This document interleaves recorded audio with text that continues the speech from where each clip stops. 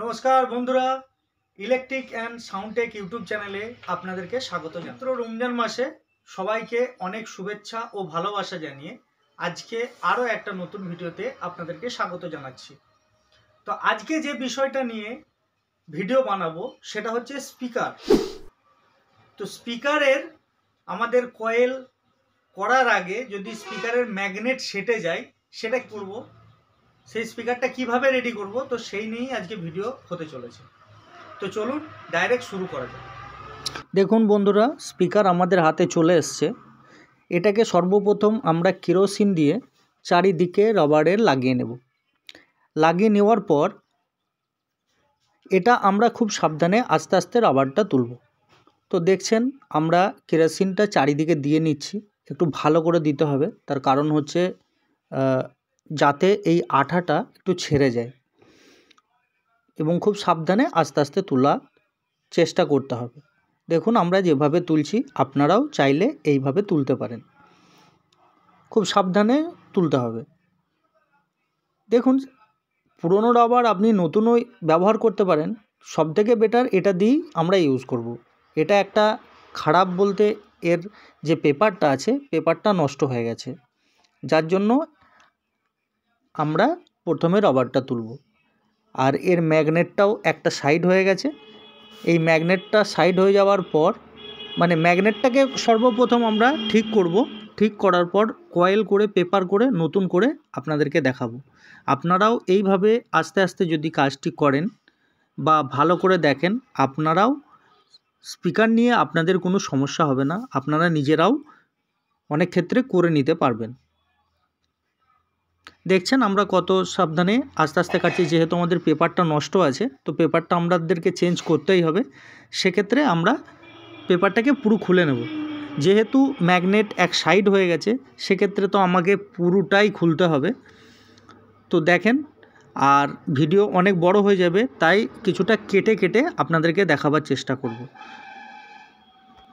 দেখুন আমাদের খোলা কমপ্লিট এবং আমরা পুরো স্পিকারটায় সব কিছু খুলে নিয়েছি। চৌম্বক বা ম্যাগনেট আলাদা করে নিয়েছি, পুরো আলাদা আলাদা করে আপনাদেরকে সর্বপ্রথমে এই যে চৌম্বকটা দেখছেন এটা ভালো করে পরিষ্কার করে নিতে হবে। এগুলো মানে যাতে আঠা না থাকে সেটা টোটালি ভালো করে পরিষ্কার করে তারপরে আমাদেরকে লাগাতে হবে। দেখুন আমরা পরিষ্কার করেছি, ভিডিও বড় হয়ে যাবে বলে আপনাদেরকে এই পার্টটা মানে ঠিক দেখাতে পারলাম না, কারণ অনেক বড় ভিডিও হয়ে গিয়েছিল, যার জন্য কেটে কেটে দেখাতে হবে। তো এরপরে আমরা এটা লাগিয়ে নেব, লাগাবো। এটা কিভাবে লাগাবো সেটা আপনারা খুব সাবধানে বা ভালো করে দেখুন, অবশ্যই আপনারা পারবেন। ঘরে আরও অনেক স্পিকার আছে, তো সেগুলো আপনাদেরকে দেখাবার চেষ্টা করছি। তো আমরা ডাইরেক্ট সাবজেক্টে চলে যাব। তো আপনারা দেখছেন অনেক স্পিকার আছে, অনেক স্পিকার রেডি করা হয়েছে, আর অনেক স্পিকারের এখনও কাজ বাকি আছে। তো দেখুন সর্বপ্রথমে আমরা এখানে আঠা লাগিয়ে নিচ্ছি সলিউশন, ঠিক আছে।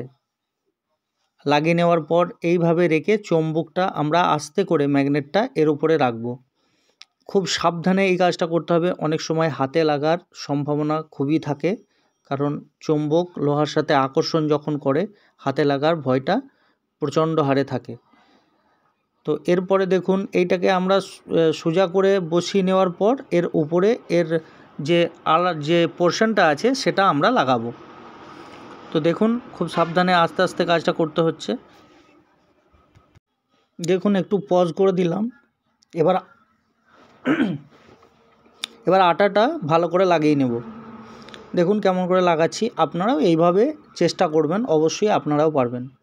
তো আটাটা ভালো করে লাগিয়ে নেবার পর একটা জিনিস লক্ষ্য রাখবেন, যাতে এইটা ঠিক একদম মিডিলে থাকে, সেই জিনিসটা লক্ষ্য রাখাটা খুবই জরুরি।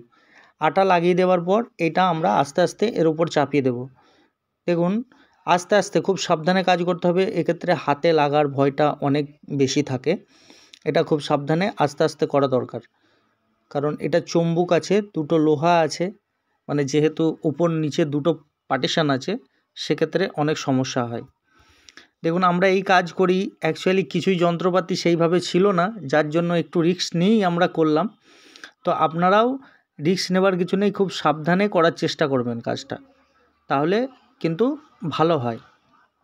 তো ওটা দেখছেন, এটা ঘুরিয়ে ঘুরিয়ে যদি হয় বেটার হয়। দেখুন আমি হাতে তুলে নিয়ে তারপরে আবার লাগিয়ে ওটা দিলাম। এবার আমাদেরকে মেজারমেন্টগুলো ঠিক করতে হবে। মেজারমেন্ট ঠিক করার জন্য আমরা কিছু কাঠের গুঁজি টাইপের করে রেখে দিয়েছি, যেটা আমরা একদম মিডিল করে চারিদিকে যদি বসিয়ে নিই, সেক্ষেত্রে আমাদের মানে চারিদিকটা যাতে সঠিক থাকে, মানে এক সমান যদি না থাকে, সেক্ষেত্রে যদি সেঁটে যায়, পরবর্তীকালে কয়েল লাগালে কয়েল কেটে যাওয়ার একটা সম্ভাবনা থাকে। তো এই জিনিসটা ভালো করে লক্ষ্য আপনাকে রাখতেই হবে। তো দেখুন আমরা চারিদিকটাই মানে কাঠের গুঁজি দিয়ে একদম মেজারমেন্ট করে ভালো করে লাগিয়ে নেব। দেখুন ভিডিও এমনিই অনেক বড় হয়ে যাচ্ছে, তবে বড় হলেও সমস্যা নেই। আপনারা যদি এটা দেখেন বা সঠিকভাবে এইভাবে যদি আপনারা ট্রাই করেন, অবশ্যই আপনারাও করতে পারবেন। তো সেই জন্য আপনাদের উদ্দেশ্যে আপনারা হেল্প যদি এই ভিডিও দেখে পান, সেটাই আমার কাছে সার্থক ব্যাপার বা গর্বের বিষয় যে আপনাদেরকে কিছু শেখাতে পেরেছি। তো অবশ্যই এই জিনিসটা খেয়াল রাখবেন। আর মেজারমেন্টটা যেন সবসময় সঠিক হয়। মেজারমেন্টে যদি গন্ডগোল হয়, এটা রাউন্ডে একদম এদিক ওদিকে যেন একটু এদিক ওদিক না হয়। সেই জন্য আপনারা কাঠের যে গুঁজিগুলো আছে, এগুলো একদম সঠিক মাপের করবেন। সেক্ষেত্রে কোনো রকম সমস্যা হওয়ার সম্ভাবনাটা কম থাকে।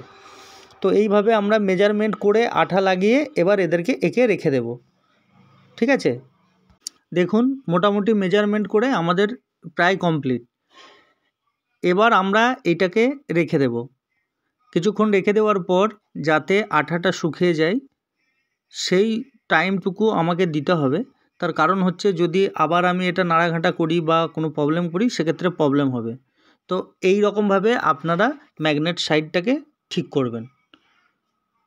ঠিক আছে? তো বন্ধুরা, আজকে ছিল এই পর্যন্তই। যদি কারোর কোনো জায়গায় অসুবিধা হয়, অবশ্যই আপনি আমাকে কমেন্ট করে জানাতে পারেন। আপনাদের কমেন্টের উত্তরে আমরা আরও বেটারভাবে ভিডিও আনার চেষ্টা করব। তো সেই পর্যন্ত আপনারা খুব ভালো থাকবেন। নমস্কার, ধন্যবাদ। Thank you.